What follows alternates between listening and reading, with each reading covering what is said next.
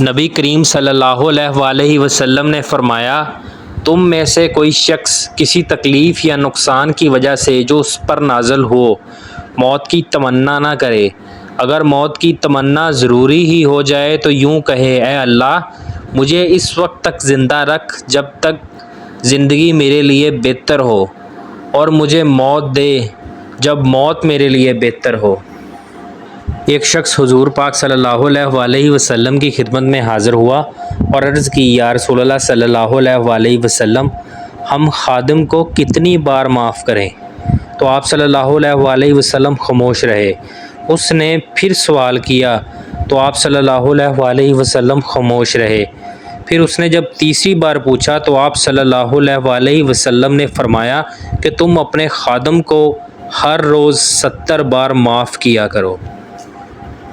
حضور پاک صلی اللہ علیہ وسلم نے فرمایا، مسلمان کی اپنے بھائی کے لیے اس کی پیٹھ پیچھے کی گئی دعا قبول ہوتی ہے۔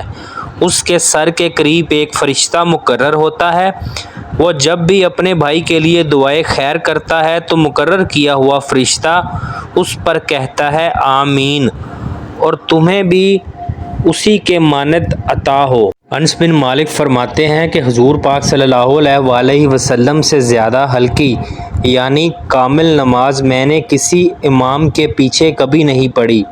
آپ صلی اللہ علیہ وسلم کا یہ حال تھا کہ اگر آپ صلی اللہ علیہ وسلم بچے کے رونے کی آواز سن لیتے تو اس خیال سے کہ اس کی ماں کہیں پریشانی میں مبتلا نہ ہو نماز مختصر کر دیتے۔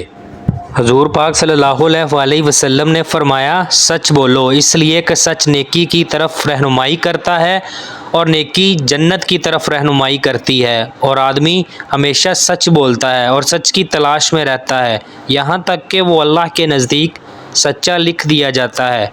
اور جھوٹ سے بچو، اس لیے کہ جھوٹ گناہ کی طرف رہنمائی کرتا ہے اور گناہ جہنم میں لے جاتا ہے، اور آدمی ہمیشہ جھوٹ بولتا ہے اور جھوٹ کی تلاش میں رہتا ہے یہاں تک کہ اللہ کے نزدیک جھوٹا لکھ دیا جاتا ہے۔